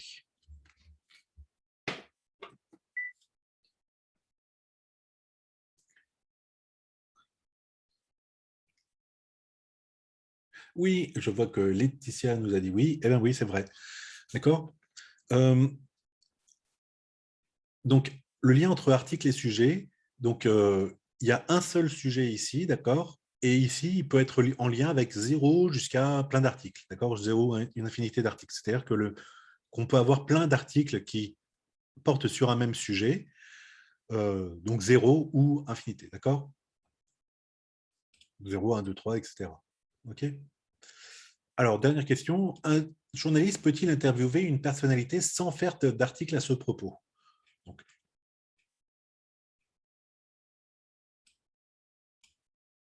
Il n'y a pas de lien, donc c'est oui. oui, tout à fait, exactement. D'accord. Je vais réduire ça. OK, donc effectivement, ça. D'ailleurs, ici, là, journaliste interview, on voit qu'il faut au moins un journaliste, au moins une personnalité pour faire l'interview, d'accord. Mais il se peut que l'interview, ce soit avec plusieurs journalistes, d'accord. Il se peut qu'un journaliste interview plusieurs personnalités, d'accord. Il n'y a pas de problème, OK. On va explorer tout ça, hein, d'accord. Ici, là, journaliste et journal. Donc, il y a alors, comment ça se lit? Ça se lit. Un, un journal emploie un ou plusieurs journalistes, d'accord? Ici. Et inversement, un journaliste peut travailler pour un ou plusieurs journaux. OK? Ouais. Voilà. Et puis, on a dit, hein, le sujet, il y a un seul sujet et il y a plusieurs articles. OK? Et bien voilà, écoutez, pour ce petit exercice. On y va pour le second. Alors, une société de transport routier veut installer un système d'information pour rendre plus efficace sa logistique. Embauché au service informatique de cette compagnie, vous êtes donc chargé de reprendre le travail déjà effectué. Donc, c'est le schéma suivant. Et donc, il faut voir quelles sont les assertions vraies pour ce schéma. Alors, je vais mettre les assertions ici et je vais faire le schéma en haut ici. OK, donc nous avons le camion avec un numéro de mine, donc c'est l'entier l'entier clé. Date de mise en circulation, on a des types de camions avec une marque, un modèle, un volume max et un poids max. On a des livraisons avec une date. On a des villes avec un code postal. Et puis, on a des conducteurs avec un numéro de sécurité sociale qui est l'attribut clé et puis un nom, d'accord, qui est donc ça. Alors, allons-y. Est-ce qu'un conducteur peut conduire plusieurs camions, à votre avis?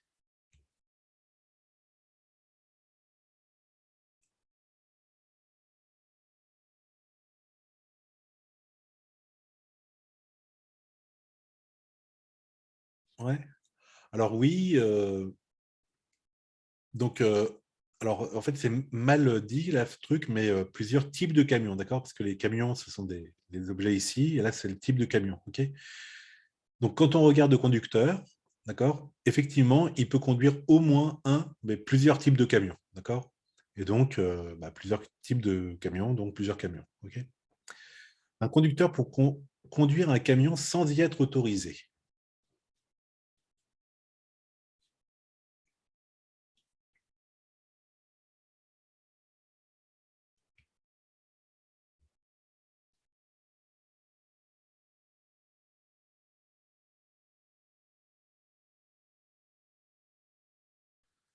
Alors, est-ce qu'il y a une... Alors, là, c'est non, mais c'est vrai que ce n'est pas évident à voir comme ça, hein, ok. Donc, un conducteur peut conduire, et là, il va y avoir un certain nombre de types de camions, d'accord? Mais si jamais il y a d'autres types de camions sans le lien, il ne peut pas les conduire parce qu'il n'y a pas le lien peut conduire, d'accord? Ouais. Quand on instancie les choses, d'accord? C'est-à-dire quand on... Là, c'est le schéma théorique, mais quand on va l'instancier avec des types de camions, voilà, Renault, Volvo, etc., ok? Euh, si jamais vous n'avez pas le lien, ce conducteur peut conduire ce type de camion-là, eh ben, il ne pourra pas. OK. Il peut y avoir plusieurs conducteurs pour un même camion.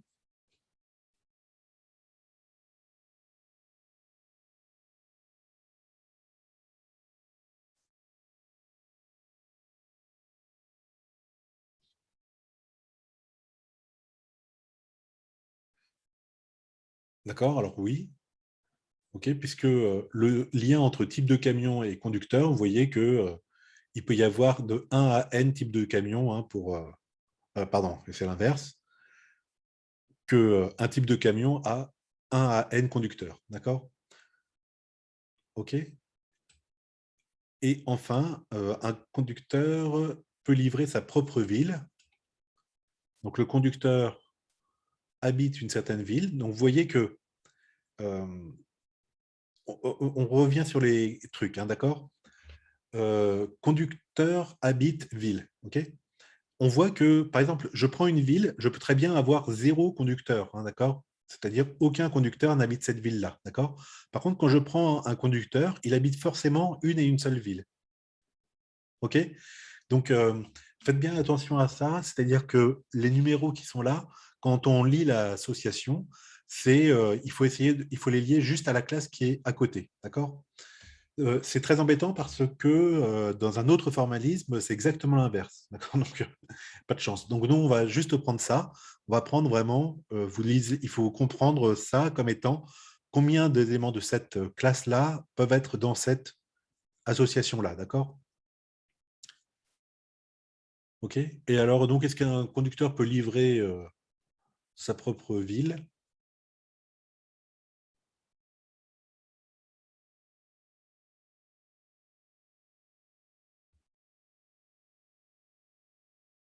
Bah oui, oui. Alors, Marine nous dit oui, et ben oui, hein, il n'y a pas d'interdiction. Alors, pareil, essayons de comprendre bien les livraisons, d'accord? Donc, chaque livraison, d'accord, est effectuée par exactement un conducteur, OK? C'est clair, le colis, il va être livré une seule fois, il n'y a pas besoin de 50 conducteurs, OK? Inversement, quand on a un conducteur, il effectue 0 jusqu'à plein de livraisons. OK? Donc, un conducteur peut effectuer plein de livraisons, peut-être aucune, d'accord? La livraison et la ville, OK? Chaque livraison doit être faite dans une ville, OK? Et une ville peut, on peut effectuer plein de livraisons en fait dans la même ville, OK? Voilà. Et donc, il n'y a aucune interdiction pour que le conducteur ne livre pas dans sa ville.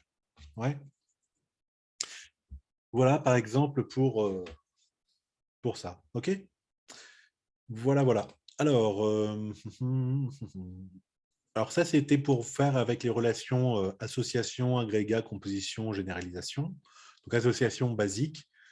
Agrégat, c'est non détruit et composé, c'est détruit. D'accord? Donc, on va juste faire ça. Donc, je vais faire hop, copier, pouf, coller. Alors, allons-y. Donc, il faut déterminer comment on va faire. D'accord? Alors, vous voyez ça? Donc, allons-y. Oh là là. Allons-y. Un répertoire contient des fichiers. Quel type d'association est-ce que vous allez mettre là-dessus? Donc, un répertoire informatique, bien sûr, hein, contient des fichiers.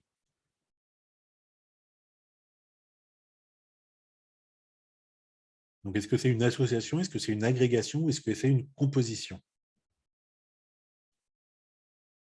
Composition, exact, Laetitia. Bien sûr, parce que quand on sait bien, hein, quand on détruit le répertoire, d'accord, le dossier, plutôt, hein, plutôt que répertoire, ce serait mieux de dire dossier hein, sur informatique, on détruit les fichiers qui sont à l'intérieur, d'accord? Donc, la destruction de la classe implique la destruction de tout ce qui était contenu dans la classe, ok?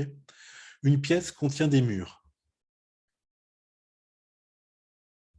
Alors, d'ailleurs, c'est tendancieux, hein, c'est pas si simple. On va dire, ou une maison contient des murs, ou...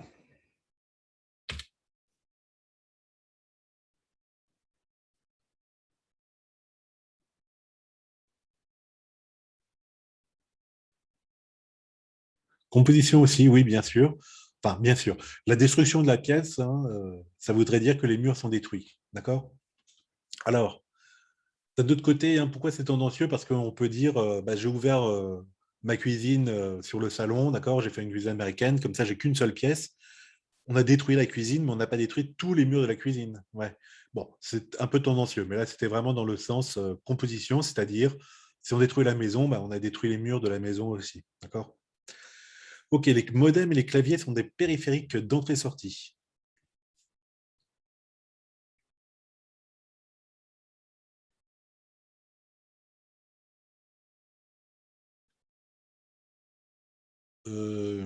Ah ben non, non, non. Ça, c'est une agrégation, d'accord? Parce que si vous détruisez votre ordinateur, hein, vous gardez quand même vos modems, vos claviers, etc. D'accord? Donc, si on imagine comme étant la classe ordinateur et puis les périphériques comme étant des sous-classes, d'accord? Donc, un ordinateur serait composé d'une unité centrale, d'un écran, etc., etc., d'accord? La destruction de l'ordinateur ne signifie pas la destruction de toutes ses composantes. D'accord? Elles peuvent être réutilisées. Ouais. Vous êtes d'accord avec ça? Ok. Vous voulez que je fasse un truc à côté pour essayer de clarifier ça?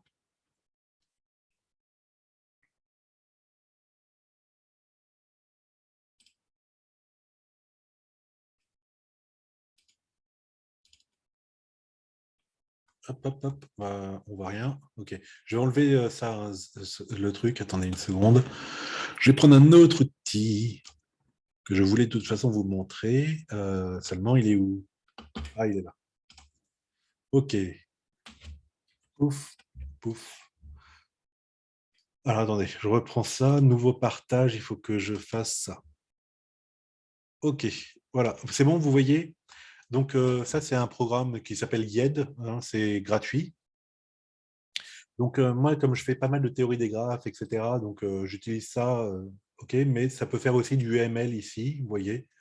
Bon, voilà. Alors, l'intérêt de ça, c'est quoi? Ben, ça y est, il est gratuit, c'est tout, excusez-moi, j'y arrive. Donc, par contre, derrière, il ne fait pas du tout de programme automatique. Vous savez, du code automatique, génération de code automatique, il ne fait pas du tout, hein, d'accord? Pareil pour les graphes, etc. Il ne peut pas me trouver la matrice d'adjacence, il ne peut pas me faire des compositions, etc. OK, ok, donc imaginons, nous avons ici une classe qui va être un ordinateur. Donc, on imagine le set complet, d'accord, à la fac, si c'était bien fait. Non, non, non, non, non. Ok, ça, je veux l'éliminer. Pof. Alors, voilà. Donc, c'est une classe. Super. Alors, attendez. Hop, c'est peut-être par ici. Ah, voilà. Attribut. Donc, attribut un ordinateur, on va dire quoi? On va dire qu'il est associé à un bureau, à une IP, etc. Voilà. Méthode. Les méthodes pour un ordinateur, imaginons, hein, on fait n'importe quoi, mais voilà, mise à jour. OK? Donc, imaginons, voilà, un ordinateur, c'est associé à un bureau, un numéro de bureau, OK? Et puis, il y a la truc mise à jour automatique, d'accord? Et quand on fait le nom de mon ordinateur, point mise à jour avec parenthèse entrante fermante, ouvert, fermé, ça me mettrait automatiquement à jour mon ordinateur. Bon, c'est n'importe quoi, c'est pas grave, OK? Un ordinateur qui va être constitué de quoi? Donc, il va être constitué d'une unité centrale, OK, qui elle-même, alors attendez, hop, qui elle-même est, alors, les attributs. Il y a quoi dans l'unité centrale? Bah, il y a RAM. Alors attendez, hein, on va essayer de faire ça bien. Ouais, comment je fais pour faire plusieurs attributs? Bon, touk touk touk. Ok, il y a disque dur, etc. Comment je fais? Ah voilà. RAM, euh, il y a un disque dur. Qu'est-ce qu'il y a d'autre dans un, il y a un lecteur CD, voilà, bon, bref. Ok, donc voilà. Et donc, il y a possiblement, alors j'ai pas mis, hein, mais string aussi d'ailleurs. Voilà. Quelles sont les méthodes associées à cette unité centrale? Bon, je ne vois pas, je ne sais pas, je n'ai pas d'idée. D'accord? Autre classe, il y a par exemple la classe écran. Raté. D'accord? Et puis comme attribut, pouf, pouf, pouf, pouf, attribut, on va dire que bah, il y a la largeur en pouces, là. Attendez. Pouf. Voilà. Il y a modèle, il y a constructeur. D'accord? Voilà. Et puis, tiens, on va faire une méthode, la méthode éteindre. Imaginons que l'ordinateur puisse se mettre en veille ou des trucs, l'écran puisse se mettre en veille de manière indépendante. OK? Et enfin, qu'est-ce que je veux faire? Bon, par exemple, je vais mettre clavier, je ne vais pas passer 2 heures, donc on y va rapidement. Clavier avec, alors d'ailleurs, je m'aperçois que j'ai pas mis les bons trucs, c'est-à-dire il faut mettre les attributs en petit. En attribut, c'est quoi? C'est la langue, d'accord? Est-ce que c'est un AZERTY ou QWERTY?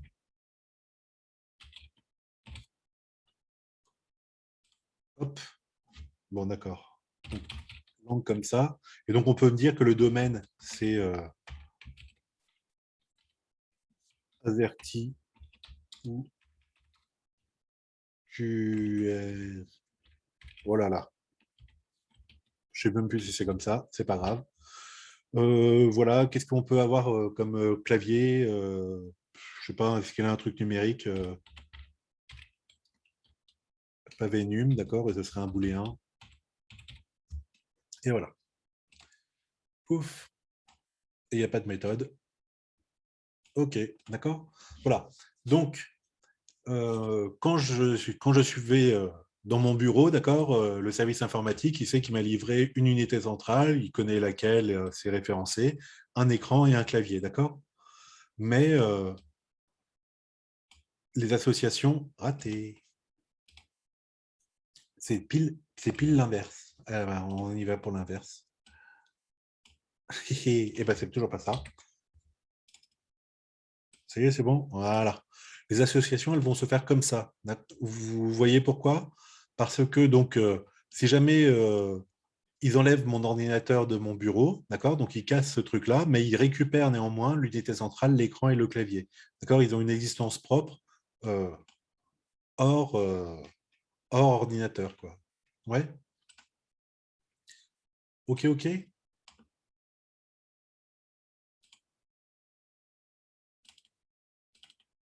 Pouf. Donc là, on revient sur le truc comme ça. Alors, une transaction boursière est un achat ou une vente.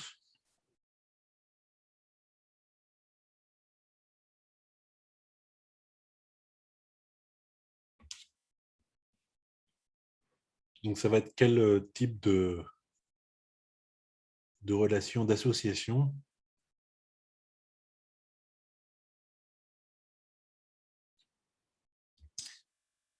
Alors, moi, je dirais que c'est ici, que c'est une généralisation, d'accord?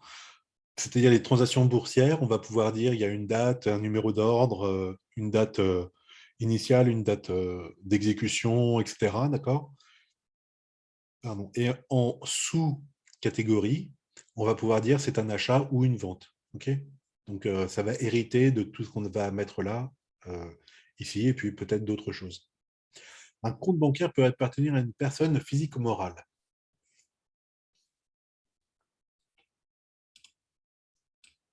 Donc si jamais je fais ça, on va avoir compte bancaire ici. D'accord? Je vais lui donner quelques attributs. Alors, ils sont où mes attributs? Ah, c'est là. Un compte bancaire, bah, il y a le numéro de compte. Hein. Ouf. Et puis, alors, compte qui serait un cave pour le coup. Et puis, donc, ça serait integer. Et puis quoi? Et puis, bah, un solde, d'accord? Qui serait integer. OK? Il pourrait y avoir des méthodes du style quoi? Du style euh, fermer le compte bancaire, d'accord? Alors, close. Qu'est-ce qu'il pourrait faire je sais pas. Bon, je j'ai pas du tout en tête les noms qu'ils mettent, mais voilà. Si jamais il est suspendu ou un truc comme ça, ok. Voilà. Donc on pourrait dire compte bancaire standby machin. Ah, on pourrait dire aussi. Ah, très bien. Attendez, je viens de penser à un truc. On pourrait dire aussi comme méthode done sold. Alors normalement il n'y a pas de majuscule. Voilà. On ne voit pas ce que vous faites. Ah bon? Ah oui, parce que j'ai mis. D'accord.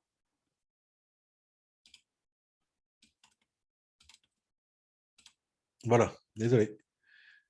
D'accord? Donc voilà, bon, j'ai mis un compte bancaire, peu importe. Hein. Et donc c'était quoi? C'était personne morale ou physique, c'est ça? Donc après, on va avoir ici la classe titulaire de compte, par exemple. Hein. Titulaire,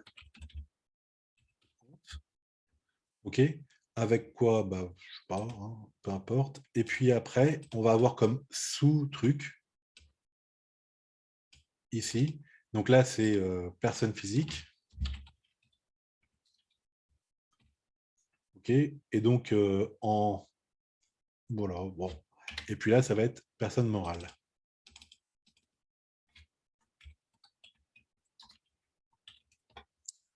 Ça va?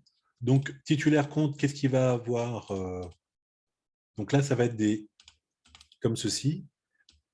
Vous êtes d'accord qu'un titulaire de compte, ça va être une personne physique ou une personne morale. Ah, ok. Et quel est le lien entre le compte bancaire et le titulaire du compte?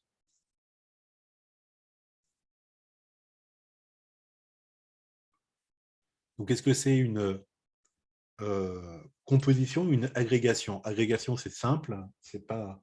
D'accord? Une composition, oui. Eh ben, c'est raté encore une fois.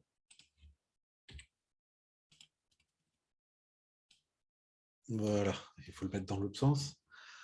D'accord? Si le titulaire disparaît, a priori, les comptes bancaires vont disparaître. OK? Voilà. Qu'est-ce qu'on peut mettre? On peut. Alors, je vais ajouter des trucs. Si jamais on doit mettre des numéros, un compte bancaire, il faut qu'il y ait un seul titulaire. D'accord? Bon, on va simplifier ça. D'accord? Par contre, votre titulaire du compte, il peut avoir plusieurs comptes. Ouais. Donc, au moins un, mais potentiellement plusieurs, d'accord? En particulier, les personnes morales, hein, les entreprises peuvent avoir différents comptes, mais nous aussi, d'ailleurs. OK? Donc voilà un petit peu pour cet exercice-là. Ah, il y a encore autre chose. Deux personnes peuvent être mariées. Attendez, je vous remets le sujet. Oh là là. Voilà. La dernière question, c'était deux personnes peuvent être mariées. Alors, c'est ouais, comment dire? Avec l'évolution, hein, alors la modélisation n'est pas unique. Vous voyez qu'il y a des choix à faire, hein, et que donc il peut y avoir des modèles différents de la même réalité qui répondent aux mêmes besoins. D'accord? Il y a des choix de modélisation. OK? Et pareil, par exemple, pour ça. OK? Donc, si je reviens sur... Alors, attendez, je reviens sur mon YED, là. Hop, hop. OK. Je reviens là-dessus. Bon, bah, je vais faire nouveau. OK. Dans le temps, d'accord, on pouvait faire un truc comme ça. C'est-à-dire, là, il y avait les personnes. Imaginons donc qu'on était au temps d'avant où on se marie entre hommes et femmes, d'accord? Donc là, il y a homme, là, il y a femme, d'accord? Et donc, oups là, raté, oula là, raté, complètement. Oh là là, voilà. Et donc, la relation mariage, hein, ce serait entre un homme et une femme. Donc, ce serait quelque chose comme ça. OK?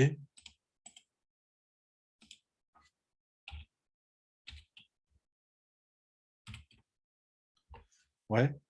Et d'ailleurs, on peut dire que avant, il y avait un de label, c'était 1-1, donc en format plus simple comme ça, parce qu'on se mariait entre un homme et une femme à l'époque, hein. On n'a pas le droit de se marier avec plusieurs femmes, etc. D'accord? OK. Et donc, on aurait pu mettre comme ça, c'est-à-dire, tac, tac. Ouais. Là, il y a des personnes, donc avec, je ne sais pas, hein, un certain nombre, nom, prénom, etc. OK. Et puis, il y a les sous-classes de ça. Mais maintenant, on a le mariage pour tous. Vous êtes d'accord? Donc maintenant, on va avoir personne comme ça. Raté. Voilà. OK. Et donc, il n'y a plus cette distinction homme-femme. On peut se marier entre donc, personnes de même sexe. Et donc, comment est-ce qu'on va faire pour cette association-là? Eh bien voilà, c'est ça. D'accord? Ouais. Le mariage. Pas de label. Voilà. Le mariage, maintenant, doit être vu un petit peu comme ça. Bon, tant pis. OK, donc il y a toujours un 1. OK. Mais alors, il y a une flèche, là, c'est pas forcément une flèche d'ailleurs. OK. Mais voilà, une personne se marie avec une autre personne. Donc 0, enfin 1 des deux côtés. Ça va? Bon, j'ai mis une flèche, il n'y a pas de flèche en fait. C'est une relation entre deux personnes qui vont être symétriques. OK? Alors vous voyez, hein, il y a vraiment des choix de modélisation. Et encore une fois, il n'y a pas qu'une modélisation possible, hein, selon la façon dont on modélise, dont on pense, etc. D'accord? Voilà, voilà donc bah, écoutez, pour ce cours, hein, alors à ma montre, il est 13 heures, mais en fait, dans la réalité, il doit être 12 heures, je suppose, hein. Ouais, oui, il est 12 heures, ok, je sais pas. Ok, eh bien écoutez, je vais vous laisser tranquille pour aujourd'hui.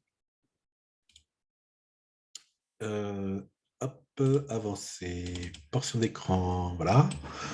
Donc, juste pour vous dire, voilà. Ah non, vous voyez pas. Ah, vous voyez pas mon horaire, puisqu'il passe en dessous du truc. Vous voyez pas là ce que j'ai fait. Bon, tant pis.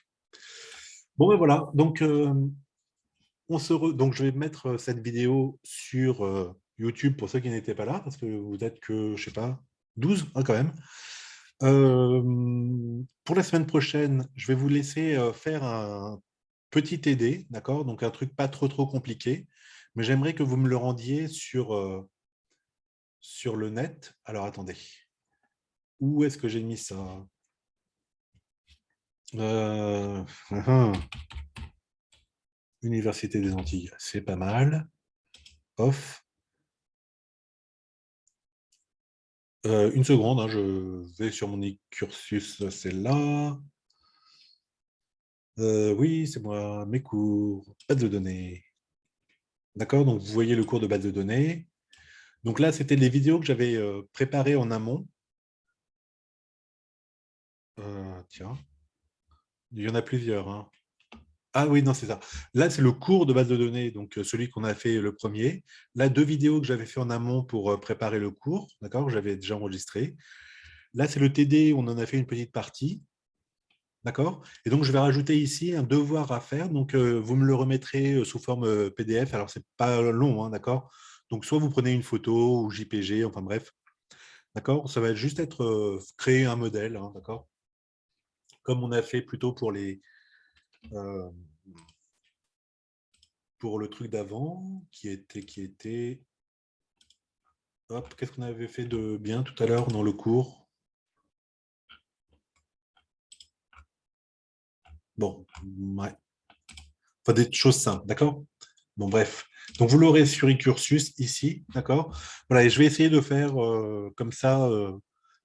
Ce sera sur 5 points, comme ça, quand j'en ai 4, ça vous permet d'avoir une note sur 20 et ça comptera pour un petit CC, d'accord? Enfin, pour un CC, les 4 petits devoirs, ok? Voilà, donc il faudra le rendre pour la semaine prochaine.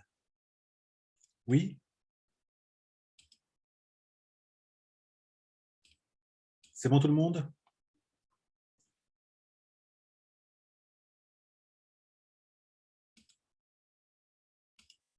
Ok.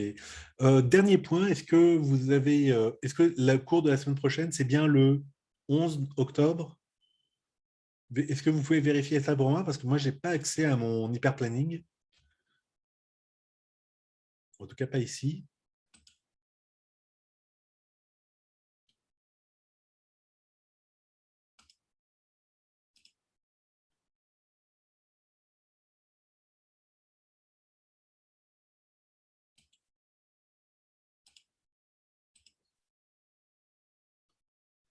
Oui, monsieur, je crois.